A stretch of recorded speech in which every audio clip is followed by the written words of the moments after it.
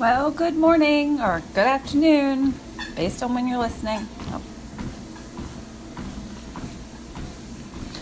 Well, good morning or good afternoon, based on when you're listening. It's another day on the treadmill for me. Sleep.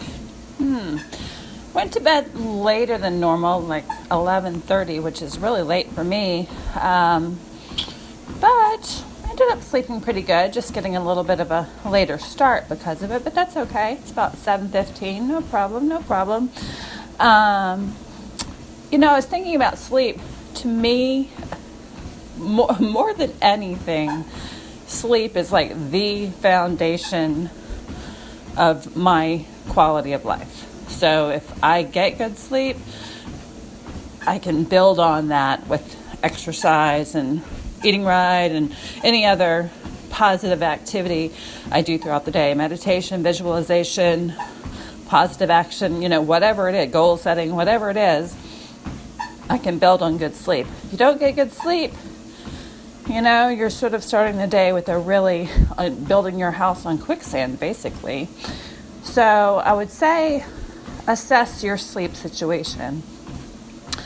As I mentioned before, I was blessed with being a good 8 hours straight sleeper until I had children, and I've never seen that again since then. But I really wouldn't say that sleep is my biggest problem. I have, during stressful times, which in my case could be months and years of certain situations, I've had times, I never have trouble going to sleep, let's put it that way. And then I've had times of being awake for an hour or two in the middle of the night, which, is troublesome, because if you need 8 hours of sleep and you're awake for 2, that means you need to be in the bed for 10 to get 8, which means that you've now lost 2 hours of your day. And that's a pretty big chunk of time, in terms of productivity or, just getting the things done that you need to get done. So I'd say look at your sleep first and foremost, because it's really the foundation of the fuel that you use to get through the day. And, my daughter has trouble sleeping. She's a teenager. She has trouble sleeping. She did have spinal fusion surgery, which put metal on 2/3 of her spine. So, it was significant from T4 to L4. So it was a significant surgery due to scoliosis. So, unfortunately, as a teenager, she has body aches and pains. Yeah, I guess I would call it pains. Yeah, that, most of us didn't have at 15. So that does impact her some because, she can't move like all of us move in the bed, but that's not really the core of her problem, I think. I think it might be anxiety. It could be all sorts of things. We're still looking into it. But the point is, she doesn't get great sleep. But she also does things that are detrimental, such as leaving her light on. She leaves her light on, incandescent bulb, which maybe I should look at that, but incandescent bulb, which produces heat, produces light. She leaves it on. A night light is not sufficient for her. She has a very active imagination, so she doesn't like to sleep in a dark room. She's gone through years of sleeping in a dark room. At this point, she doesn't want to. She closes her door. That makes it hotter. We live in a multi-story unit or a multi-story home, and it's warmer upstairs because we don't have a separate unit on the upstairs level like maybe new fancier houses do. And so it's warmer upstairs. It's fine for me. I turn the temperature down to 67 or 68, in the summertime. And, that's enough for me, whatever that ends up being upstairs. That's enough for me to be able to sleep with normal set of covers on. But closing the door, makes it hotter. And so they're active. The whole point is there are active things that she could do. And we talk about this. And we talk about her cell phone use. And, she does something to reduce the blue light, blah, blah, blah, on her phone. When she wakes up in the middle of the night, she doesn't grab her phone and start looking at it immediately. She says she ends up laying there for like an hour before she finally acquiesces and looks at her phone just from sheer boredom. She does wake up hungry in the middle of the night, even though she's eaten a full meal. And her doctor says, well, maybe you have low blood sugar and you should get up and eat something. So there's a lot of factors. The whole point is sometimes there are factors that you can look at that you just, because they're habitual, you just haven't assessed them. And there's melatonin, and, her experience with melatonin is that she takes it and it might work, but then it pretty much stops working really quickly, and then she would need to take more, and then more, and then more, until it's a ridiculous amount for it to work. So, I don't know. She's not great at tracking. I really, truly believe in tracking. So, in order to see the impact of what you're eating, how that made you feel, what you're taking in terms of melatonin, do things change if you go to bed at this time versus that time? Changing and tracking and seeing what the results are, and then, going with what works. But we haven't found the solution for her. Whole point is for you. Look at what you might need to do in order to improve your sleep. One of the things that I've definitely found is that, yes, I wake up every single night after 6 hours of sleep, and I'm not ready to get up out of the bed yet, but I'm awake at the 6 hour point, and it's not driven by needing to go to the bathroom, so I can't, make a change in terms of liquid I'm drinking. It's just when I wake up. And so if I grab a phone at that point and look at a screen, that will ensure that I'm awake for a long time, versus if I just, try to go back to sleep. Many times I'm able to. So look at your sleep first and foremost. That was a lot of words to say. Just really assess what you're doing and see if you can make changes and tweaks, and track them and test them and see what works. And just secondly, shoe inserts. Took out those shoe inserts yesterday, right? Because it felt like there was a huge stone in my shoe. Don't know why. Took out the inserts. Nothing's wrong with them. Ended up not wearing them yesterday for all my standing hours at the standing desk for 8 hours. For my treadmill walking yesterday, my feet felt fine, my arches felt fine. I think maybe I'll just use the inserts for running if I ever decide to go back to that. I don't know. I'm not sure what happened. My foot feels okay. So, who knows? And then the last thing I want to talk about is changing habits. So, as I mentioned yesterday, I was going to stop using my phone in the morning. Like when I'm in the bed and I'm laying there, and unlike when I was younger, when I just wanted to get up immediately and get going on the day, I might be laying there for a bit, and I would grab my phone, immediately plug into a podcast, start going and listening to that, start going through my email or social media or whatever. And I said I was going to give that up. Well, this morning, I picked up my phone, and I didn't plug into a podcast, but I did look at something online that I needed to look at that was time-bound. And I realized, maybe my goal won't be to give up the phone in the morning, because that really didn't feel detrimental. I still had a lot of ideas. Actually, that's the original thing was looking at something time-bound, and then I started having a bunch of ideas that I needed to write down, things that I actually dreamed about, and also thoughts that I'd had for this short period of time that I was awake in the middle of the night, but not awake enough to grab my phone and write things down. And so maybe I'll change that goal. And, not have it that I can't use my phone, but that I can't plug into a podcast. Because that habit was built during a time when I was spending a week at my mother's, which is 100 miles, but in my case, with traffic, it's either 2.5 or 4 hours drive each way. So it's not something I can incorporate into a normal functioning life in my city. So I would drive there, spend a week with her, drive back, spend a week caring for my kids, drive back to her mom, spend a week with her.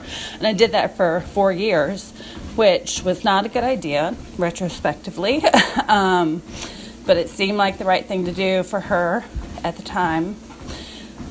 The cost benefit has shown that that was not the right thing to do, which I'll be writing extensively on for primary or sole caregivers of people with a parent with Alzheimer's in a different city especially.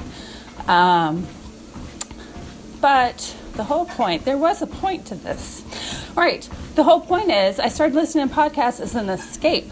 You know, it was a way, I couldn't actively do anything.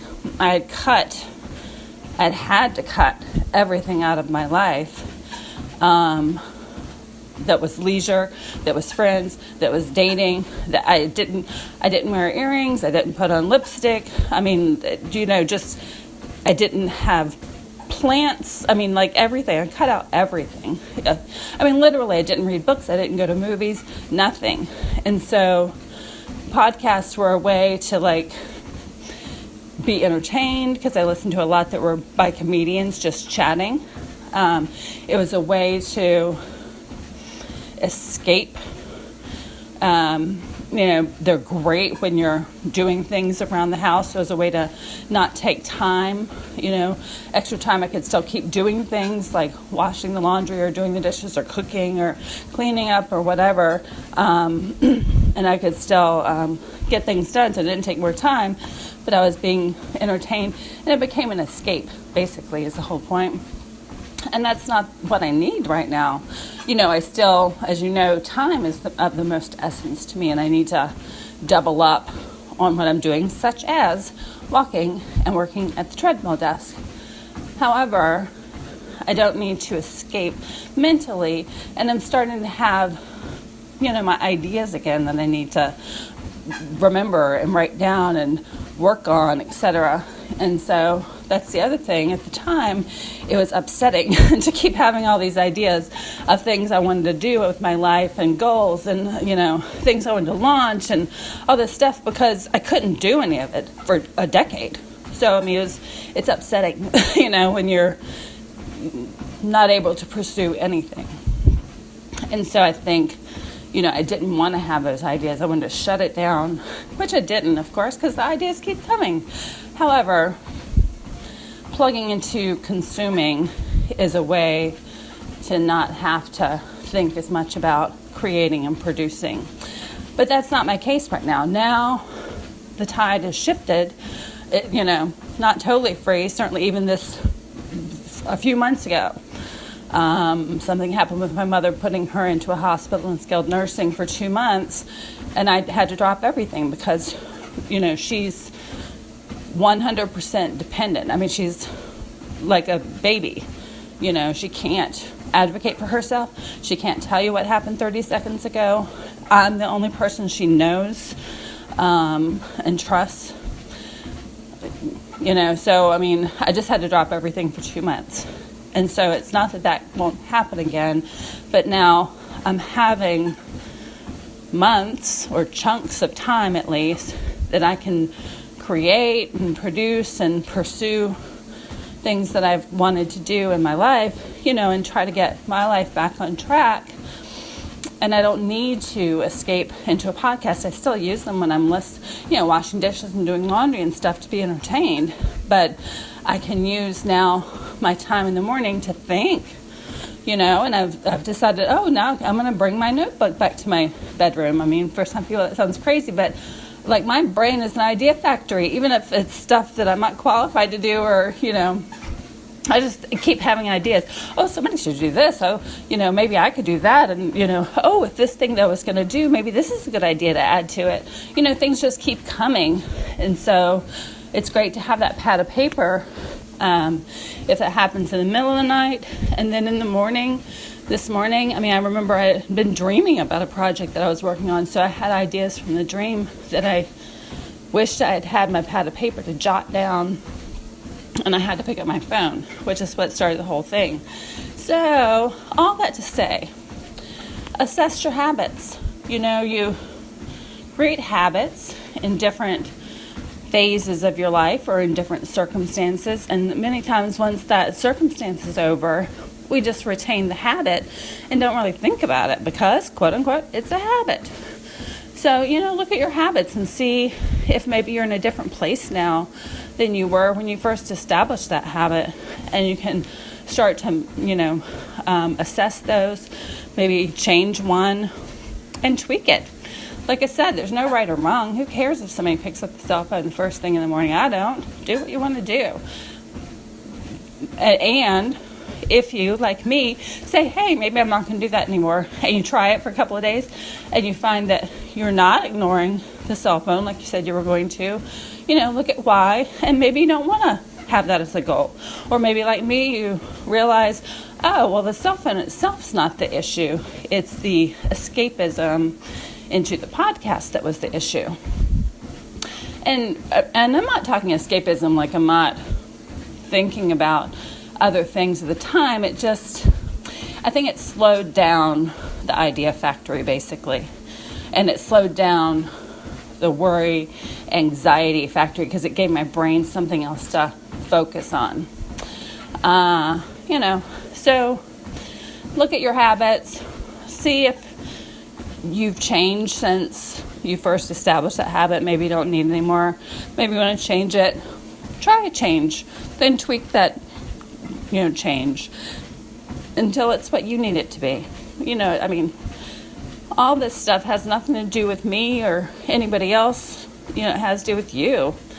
Who cares about anybody else? Make your life what you need it to be. I shouldn't say who cares about anybody else. We all have, family and other people who depend on us or are impacted by or influenced by our choices. So when I say that, I just mean that in terms of making changes in your life, do ones that make a better you, and that inherently is going to help those around you anyway. So I hope that you have a super duper day. I'm sorry this one's been really long, but I hope that if you are at the beginning of your day, you're excited, you got a plan, you work that plan, you end the day, you look back, you're really proud of yourself.